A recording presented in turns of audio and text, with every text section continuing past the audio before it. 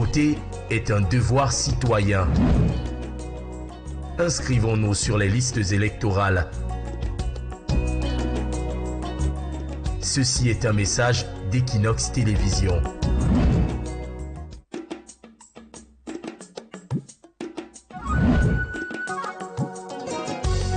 Voting is a civic duty.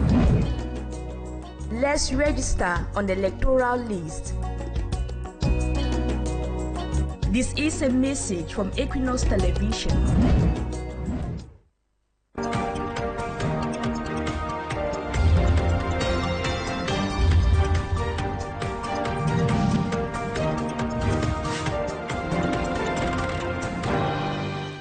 It's 12 p.m. in Bali, in the northwest region of the country. Same time here in Duala, where we are live. Good afternoon, ladies and gentlemen. This is the midday bilingual edition on Équinoxe Television. Bon après-midi, la fleur signée. Bon après-midi, ici Luciliengou. Madame, monsieur, bon après-midi. Bienvenue aux 12h bilingues sur Équinoxe Télévision. À la une de ce journal, le Premier ministre, chef du gouvernement, a achevé sa visite de travail dans la région du nord-ouest Cameroun le week-end dernier. Joseph Diangouté s'est rendu au stade synthétique moderne de Bamenda pour y apprécier l'évolution. Il a ensuite visité le centre de promotion de la femme et de la famille à Santa, où il a été chaleureusement accueilli par les bénéficiaires du programme. La délégation du Premier ministre a également fait le tour des lieux du lycée bilingue de Mendancoin avant de clore cette étape du périple au monument Welcome to Bamenda. Cette visite de terrain s'inscrivait dans le cadre de la 7e réunion du comité de pilotage du plan présidentiel pour la reconstruction et le développement des régions du nord-ouest et du sud-ouest Cameroun. Ainsi, à l'issue des travaux tenus à Bamenda, le Premier ministre Joseph Diangouté s'est dit globalement satisfait des avancées enregistrées dans la mise en œuvre du plan présidentiel, tout en soulignant qu'il reste encore beaucoup à faire pour atteindre les objectifs fixés. Il s'est exprimé au micro de nos envoyés spéciaux Achille Kamga et Emos Fongo. Écoutons. La solidarité sociale qui est déjà pratiquée ici au nord-ouest, mais aussi en termes de progrès dans tous les domaines, le domaine agricole, le domaine des infrastructures, le domaine de l'économie en général. Il est vrai, beaucoup reste à faire. Et avec les moyens que le président a mis à travers le budget, à travers aussi le prêt de la Banque islamique de développement, nous pensons que l'année 2025 et 2026 seront encore meilleures et vont produire beaucoup d'autres résultats. Nous étions ici aussi avec beaucoup de ministres qui agissent et qui ont un impact dans le développement socio-culturel du Nord-Ouest. Et ils ont donc parlé des progrès qui ont été faits dans le domaine de l'agriculture, dans le domaine du développement urbain, en particulier l'infrastructure des routes et des projets qu'ils ont dans ces domaines. Nous avons vu avec nos propres yeux que la route Babadjou-Bamenda est pratiquement finie à 90-95%. Et nous avons vu que les autres routes urbaines vont commencer bientôt. D'ailleurs, Madame le ministre du Développement urbain voulait que je place la première pioche, je fasse la première pioche. Mais nous avons pensé que peut-être quand les sociétés seront déjà en place, ils auront commencé le travail. C'est là où je viendrai pour donner cette première pioche. Dans la suite de ce journal, la reprise des activités minières sur le site de Kambélé à Batouri, décidée par le ministre des Mines, n'a pas réussi à calmer les tensions parmi les populations riveraines. Le communiqué officiel précise que l'utilisation des machines reste formellement interdite sur le site, une décision qui a suscité la colère des exploitants miniers. Ils sont sortis dans les rues pour faire entendre leur voix. Les précisions avec Benjamin. Une nouvelle tant attendue est pourtant annoncée dans ce communiqué presse signé du ministre des Mines, de l'Industrie et du Développement technologique. La levée de la suspension qui pesait depuis le 28 septembre 2024 sur les activités minières dans la périphérie de Batouri. Et c'est cette phrase qui aurait encore provoqué le courroux des exploitants miniers. Le ministre envoie la lettre de la levée sur laquelle le dernier paragraphe ne nous déplaît pas. Je dis bien les gens, beaucoup de gens ont déjà fait les papiers semi-mécanisés. Et quand il dit travailler même pas avec la machine, ça n'a pas d'explication. Ça n'a même pas d'abord sa place. Ces populations, pour exprimer leur mécontentement, sont à nouveau descendues dans les rues de Batouri, elles qui ne veulent plus entendre parler de pelles et de pioches pour exploiter l'or. Partout dans toute la République, tout le monde travaille en semi-mécanisé, mais possédant les autorisations artisanales. Nous, maintenant, on veut travailler avec nos machines. On travaille d'abord avec les machines avant qu'on arrête les travaux. Et le ministre, en arrêtant les travaux, a vu les machines. On nous prélève. Les gens de la Sonamine viennent prendre de l'argent et tout, prennent et prélèvent l'or en tant que semi-mécanisé. Donc nous voulons actuellement qu'on nous libère, qu'on travaille avec nos machines. Pour ces artisans miniers, la semi-mécanisation faisait déjà partie de leur vision et même de celle des pouvoirs publics. C'est que quand on travaille avec les machines, on a la Société nationale des mines, la Sonamine qui vient. Et quand la Sonamine arrive, la Sonamine nous prélève en qualité des gens qui font déjà dans la semi-mécanisation. Donc ce qu'on revendique aujourd'hui, nous avons quelques revendications que nous avons à faire aujourd'hui. On a déposé ces dossiers de semi-mécanisation parce que le ministre lui-même, il a envoyé le secrétaire général du ministère des Mines en mission ici pour venir nous dire de se constituer déjà en équipe et en groupe. Pour mieux faire entendre leur voix, elles se sont rendues à la chefferie des 2e degrés Kako-Mbako, puis à la préfecture. Ici, l'autorité administrative, encore en pourparlers avec Yaoundé, leur demande de patienter. On garde notre mal à patience. Et bien sûr, écoutez.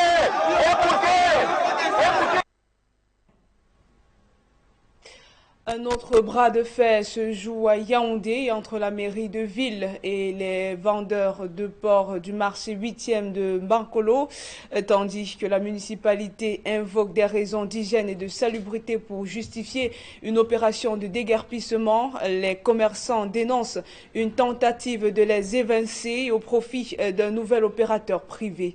Les détails dans ce reportage que signe Jouillet et Gizogo. Des coups de feu tirés en l'air et des vendeurs de viande de porc tout autant déterminés à ne pas quitter leur site au marché du 8e en Bankolo. Depuis près d'un mois maintenant, le bras de fer entre les commerçants et la mairie de la ville fait rage.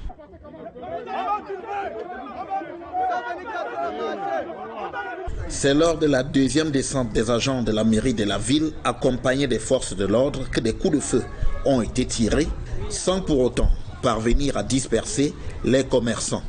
Les accusations fusent contre des pratiques douteuses à propos d'un particulier qui a installé une unité d'abattage et de vente de porc à proximité des vendeurs de porc habituels. Ils nous font comprendre que nos l'abattoir que nous avions derrière là ne doit plus jamais exister. On va vivre comment? Pourquoi? On va vivre où? Et en particulier qui est venu construire là, qui passe le temps à prendre les enveloppes par derrière, donner, qui pousse les gars d'Awara pour venir nous casser ici là. Cette nouvelle descente s'est encore soldée par la mise en échec du projet de déguerpir les vendeurs de viande de porc du marché du 8e en Bankolo. Il va même jusqu'à utiliser notre police nationale pour venir nous combattre, prendre les gros bars de la communauté urbaine. Les enfants arrivent ici naïvement, ils ne comprennent même rien. Ces commerçants dénoncent ce qu'ils qualifient de magouille de la mairie de la ville, à qui ils disent avoir adressé une requête sans suite jusqu'ici, pendant qu'on les y invite sans convocation écrite. Les vendeurs de porc du marché du 8e en Bankolo remettent en cause une opération qui vise à les déloger au profit d'un particulier sans aucune assurance de leur relocalisation. Du côté de la mairie de la ville que nous avons contacté, l'on explique qu'il s'agit d'une opération visant à rendre salubre le secteur de la vente de la viande de porc au marché du 8e en Bankolo. Après plusieurs années de litiges fonciers, le village Ngoma dans l'arrondissement de Duala 3e a enfin récupéré un terrain officiellement rétrocédé par le ministre des Domaines, du Cadastre et des Affaires foncières. Sa Majesté Christian Bakala, entouré des notables et élites locales, projette déjà de grands chantiers pour le développement et la prospérité de la communauté. Les précisions avec Ulrich Ngonomala. Après des années de lutte pacifique, le village Ngoma rentre en possession de ses droits. Un terrain de plus de 70 hectares vient d'être rétrocédé à la chefferie en guise de remerciement aux ancêtres ainsi qu'au pouvoir public. L'autorité traditionnelle exécute quelques rites sur le caveau royal centenaire. On leur dit merci parce que sans eux, cela n'aurait pas été possible. C'est eux qui ont guidé nos pas à travers les différentes démarches. Et c'est eux qui ont, je pense, inspiré l'État du Cameroun dans la décision qu'il a prise. Du chef de l'État, aussi bien le ministre des Domaines et du Cadastre, je ne peux que leur dire merci. Le terrain avait jadis été classé dans le domaine de l'État et durant tout ce temps était objet de toute convoitise des litiges fonciers. Avec le nouveau chef qui est venu avec une ardeur d'un guerrier, tout ce qui nous était confisqué, il a bagarré jusqu'à récupérer. C'est d'abord une très grande joie pour tout le village. Nous voulons faire de ce village un lieu où il fait bon vivre. Parce que quand vous regardez même autour de nous, vous voyez qu'il y a assez de verdure. On dirait que le village n'a pas l'élite. Nous voulons donc sortir de cette zone d'ombrage dans laquelle nous étions pour amener le village à une bonne prospérité. Une prospérité grâce à de nombreux projets déjà arrêtés par les élites du village. Effectivement, il y a une dizaine de bâtiments qui sont prévus. Je ne vais pas les lister comme ça de tête, mais vous avez le palais, vous avez la résidence du chef qui est une annexe du palais de la chefferie. Vous avez un hôtel, vous avez un restaurant, vous avez un centre commercial. Le village Ngoma, situé dans l'arrondissement de Duala 3e, pourrait désormais regagner sa stabilité après des années d'intenses conflits. On reste à Duala où la communauté Sawa a récemment célébré la reconnaissance du Ngondo par l'UNESCO. Le ministre des Arts et de la Culture, Pierre Ismaël Bidonkwat, a remis samedi dernier le certificat officiel de l'UNESCO consacrant le Ngondo comme patrimoine culturel immatériel de l'humanité. Un moment, une étape majeure pour la préservation de la culture Sawa et une avancée qui renforce la visibilité du Cameroun. Les détails avec Stéviane Tepeyamfa, Jires Yopa. Le moment est solennel. Des mains du ministre des Arts et de la Culture, le président du Ngondo reçoit le certificat de l'UNESCO au Ngondo sous les regards attentifs des autorités administratives et traditionnelles du littoral. La cérémonie, lourde de signification, se déroule au cœur du palais de la culture Sawa à Duala. Une reconnaissance internationale du Ngondo, fête traditionnelle de ce peuple de l'eau. Culte des oracles, de l'eau et traditions culturelles associées chez les Sawa. Le Ngondo, en tant que manifestation vivante de notre histoire et de nos traditions, attire désormais l'attention du monde entier. D'autres dossiers de candidature introduits par l'État parti, Cameroun, à travers le ministère des Arts et de la Culture, suivent les procédures officielles en vigueur à l'UNESCO. C'est une étape importante et surtout historique dans la valorisation et la préservation de cette tradition séculaire. Le Ngondo est une célébration sur plusieurs jours qui se déroule sur les rives du Vouri à Duala, alliant cérémonies rituelles, défilés, compétitions de pirogues et danses traditionnelles. Nous bâtirons avec succès et pour la prospérité le Ngondo nouveau qui prend naissance sous nos yeux et qui doit porter haut, loin et bien fort, au-delà des océans et des continents, la belle et magnifique voix de notre cher et beau pays, le Cameroun, un et indivisible dans sa flamboyante et enviable diversité. On attendait depuis très longtemps c'est une fierté pour tout le monde, pour tout le peuple Sawa. Nous allons pouvoir vraiment entretenir ce beau joyau dont nous avons reçu aujourd'hui. Le Ngondo a été inscrit au patrimoine culturel immatériel de l'humanité par l'UNESCO le 4 décembre 2024 lors de la 19e session du comité intergouvernemental de l'UNESCO à Asunción au Paraguay. Pour marquer cette occasion, la place de la Beseke est désormais baptisée Boulevard du Ngondo, perpétuant ainsi cet héritage ancestral, culturel et historique. Fin de la première partie du journal. L'essentiel de l'information en anglais, c'est avec vous ici, Lucie Liengu. Good afternoon once more. Once more, good afternoon, La Fleur Signé. Good afternoon, ladies and gentlemen. Thanks for staying with us till the second segment of news in English language. Let's come back to the 7th session for the presidential plan for the reconstruction and development of the Anglophone regions of the country. Over the weekend, that was on Saturday, Prime Minister Dr. Joseph John Gute concluded his 3-day working visit to Bamenda in the crisis-hit Northwest region. The PM stressed on gender inclusion, education, and renewed call to end the crisis plaguing the Anglophone regions of the country. Boo Stella tells us more. Chaired by Cameroon's Prime Minister, Chief Dr. Joseph John Gute, the 7th Steering Committee session held in Bamenda highlighted both progress and persisting challenges in the country's reconstruction efforts. According to the latest PPRD report, as of June 30, 2025, 120 schools have been rehabilitated across the conflict-affected Northwest and Southwest regions.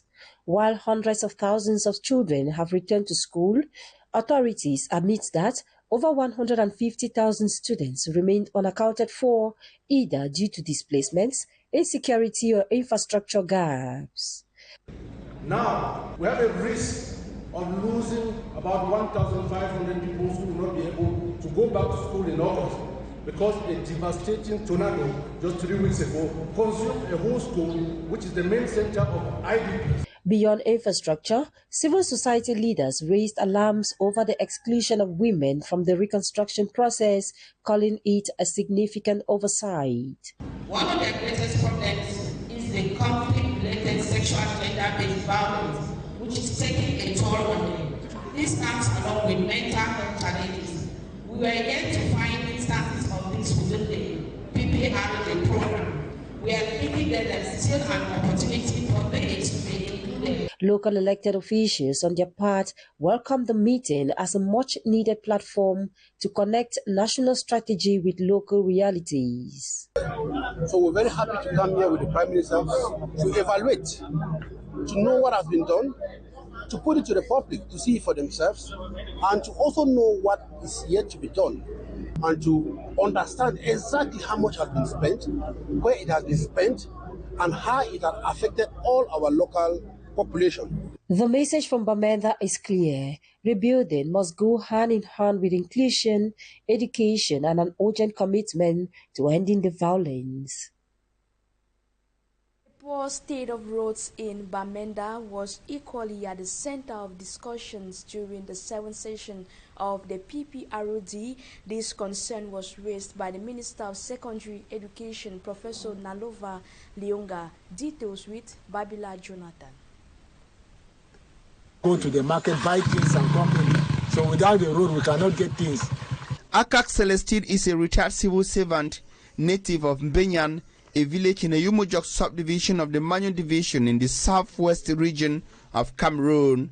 He is decrying the deplorable and pathetic state of the road leading to his native Mbenyan and 5 other villages within the zone of the Yumojok subdivision. And the road here is linking under a Yumojok subdivision. Mbenyan, this road is under a Yumojok subdivision. That's why we are looking it difficult to say we cannot stay like that. So we are pleading that the government should come in and help so that they ease us for our movement and even to evacuate our crops from these various villages to market because this is a farm to market road. Being an essentially agricultural zone, Akak Celestine and other local inhabitants say that the bad state of the road has dealt a serious blow to their social and economic activities, especially with regards to the transportation of cocoa to Eyumojok town, Manfred town, and nearby urban centers. On the way, because we have cash crop, food crops, and many other things where people go to the market, buy things and come in. So without the road, we cannot get things easy in our community. That's why we are joined together to at least raise funds to maintain the various areas which are bad. Overwhelmed by suffering and what they qualify as abandonment, the local inhabitants resorted to rudimentary tools and community resources for maintenance. While looking up to an intervention from local elected and administrative officials, the inhabitants insist that the road plays a crucial role in their local economy as it connects Benyan and 5 other villages to the main town in the area. That was rather a report of Fomi Armstrong Sanda on the poor state of the road linking Benyan and its neighboring villages to Eyumojok and Manfe in the southwest region of the country. Let's come back to the 7th session of the PPRD in Bamenda over the weekend.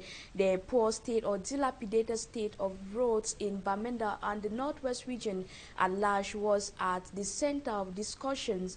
This concern was raised by the Minister of Secondary Education, Professor Nalova Lionga. Babila Jonathan reports.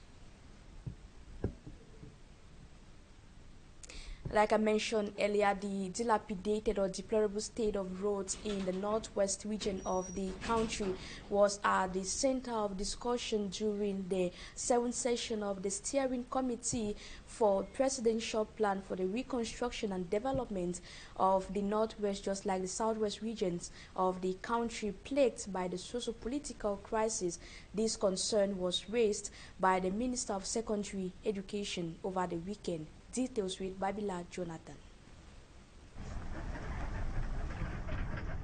Just shocked by the state of the roads. Secondary Education Minister Professor Nalova Lionga laments over the deplorable state of roads in Cameroon's northwest regional capital Bamenda.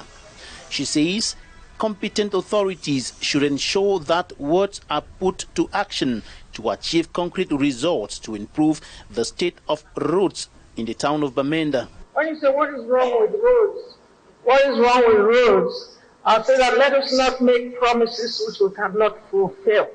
Let us make a promise short, even for 1 month, 2 months. You do what you do and the population is going to see that you have done just what you can do within that period. Let's not make some high-polluting points and then it turns out that we cannot. Before Minister Nalova, Public Works Minister Emmanuel Ganun Jumesi and Housing and Urban Development Minister Celestine Kecha Kutes had explained what was being done and what is yet to be done about the situation. Prime Minister Chief Dr. Joseph John Gute has once again reassured the people that the rehabilitation of the roads in Bamenda will start soon.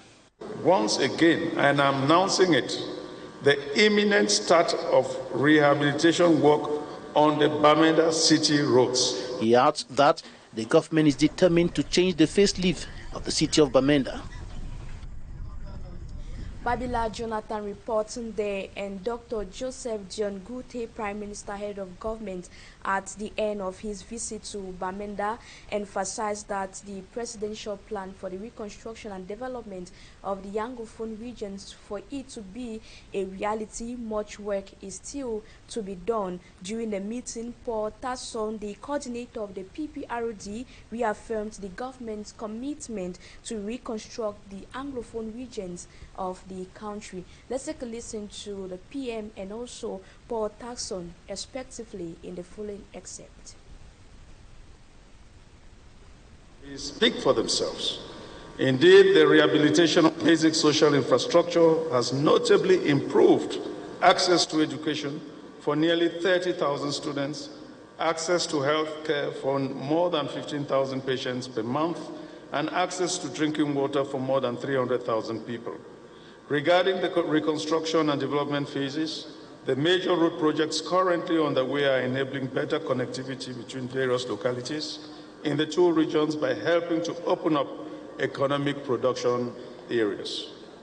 Despite these encouraging results, much work remains to be done, given the immensity of the needs, particularly in areas of transport infrastructure, access to water and electricity. All the projects that the Prime Minister Head of Government has visited, starting from the University of Bamenda, from St. Joseph's College, from the newly constructed stadium, to this Women Empowerment Center, without peace, none of this would have been possible. So if we got to this level, we can say we have concrete proof that life is almost back to normal in the Northwest and the Southwest regions. Is it the same situation in the rural communities? I think so. You must admit to the fact that in the Northwest particularly, the struggle seems to have moved to the cities. We used to notice high levels of insecurity in all the municipalities. But as of today, the strong conviction that of the 7 divisions of the Northwest region, you have just 3 where there is active insurgency. Otherwise, and overall, I think the situation has improved tremendously. This is also noticed when you look at the economic impact of the crisis in the 2 regions. The indicators are on the upward trend. News for the past years, the economic capital city of Cameroon has been struggling to manage its rising population, which has led to congestion in several parts of the city. To address this issue, the government has introduced the Ville Nouvelle project in Diwoum and Masumbu in the Camp division of the littoral region. Nonetheless, the inhabitants are hesitant and ensuring that their rights are being respected. Immaculate Fogri has more. The Masumbu Diwoum New Layout Project in Yabasi is a significant initiative aimed at addressing the rapid and unmanaged demographic growth in Duala, Cameroon's economic metropolis. While the project has garnered support from local village communities, its procedural approach has raised several concerns among indigenous populations. Key among these concerns are issues related to land parcel delimitation, which have been highlighted as a major point of contention. Le Premier ministre a pris un décret. The Prime Minister has signed a decree for 2,056 hectares of land. The administrative authorities want to remove the inhabitants and native populations, but the law protects the native population's rights and investments. The problem is they are working with an association called APEFIC that has nothing to do with the local people. The president of this association doesn't even own land here. It is not serious. La loi protège les autochtones. Furthermore, the legitimacy of certain intermediaries presented as spokesperson for these communities around the negotiating table. La magnitude lors des évaluations. They are evaluating people without taking us into account. We have brought this to the Prime Minister's attention and he's ordered an investigation. There is also a dispute between the Masumbu and the Diwoum chiefdoms over land boundaries. Masumbu signed agreement on Diwoum land without having the authority to do so. Parce que la chaufferie de Masumbu. For the project to achieve its intended objectives and benefit both the village communities and the entire region, several prerequisites need to be satisfied and specific conditions must be respected. This includes ensuring transparency in the negotiating process, clarifying land ownership and boundaries, and verifying the authenticity of community representatives. By addressing these concerns, the project can move forward in a manner that is fair, equitable, and beneficial to all stakeholders involved. And now in culture, after the Ngon and Bamun festivals, the Sawa community has reached a significant milestone, now officially recognized in an intangible cultural heritage list. They received the UNESCO certificate on Saturday, July 5, 2024, in the presence of the Minister of Arts and Culture. Seri Chakutio has more. The Ngondo Festival, a traditional and ritual celebration of the Sawa people in Cameroon, officially received the certificate of UNESCO after the registration in the Intangible Cultural Heritage List, a recognition that was official during the 19th Ordinary Session of the UNESCO General Assembly in December 2024. The Sawa community, through my voice today, express their gratitude to all the sons and daughters of the Sawa people who made this day possible. It is a historical moment. To the Minister of Art and Culture, this certificate honors the cultural richness and identity of the Sawa people and also aims to promote cultural tourism and strengthen social cohesion. The ceremony that brings us together today is a high point in UNESCO's recognition of the listing of the second cultural element introduced by Cameroon. Of this prestigious listing, which enable a cultural element representative of the creative genius of a community, in this case, the Sawa community, to become part of UNESCO's World Cultural Heritage. Proud of this award, the Sawa sons and daughters hope that this entry will contribute to promoting African values throughout the world. This is a source of pride for the Sawa people, a source of pride for the Sawa line. We will be able to truly cherish the joy and certificate received and given to us by our ancestors. During the ceremony, the Beseke Boulevard was renamed the Gondo Boulevard. As a result of this, Gondo enjoys greater protection for the conservation and preservation of its site, traditions, and practices that identify it. Its registration promotes the transmission of cultural know-how that its celebration contains, as well as giving it international legitimacy. This global recognition allows the festival to attract more tourists and promote the development of economic activities such as crafts around the festival. It is with that report compiled by Cedric Chakutio that we draw the curtains of this Monday edition of the 12 p.m. bilingual news on Équinoxe television. We are glad you stayed with us till this hour. We live in the company of interesting programs show on Équinoxe television. La Fleur Signé, do have a nice day. Have a nice day, c'est Lucie Liengou. Madame, Monsieur, c'est la fin du journal. Merci pour votre attention. Merci également et surtout à l'équipe en régie. Restez sur Équinoxe télévision, les programmes se poursuivent.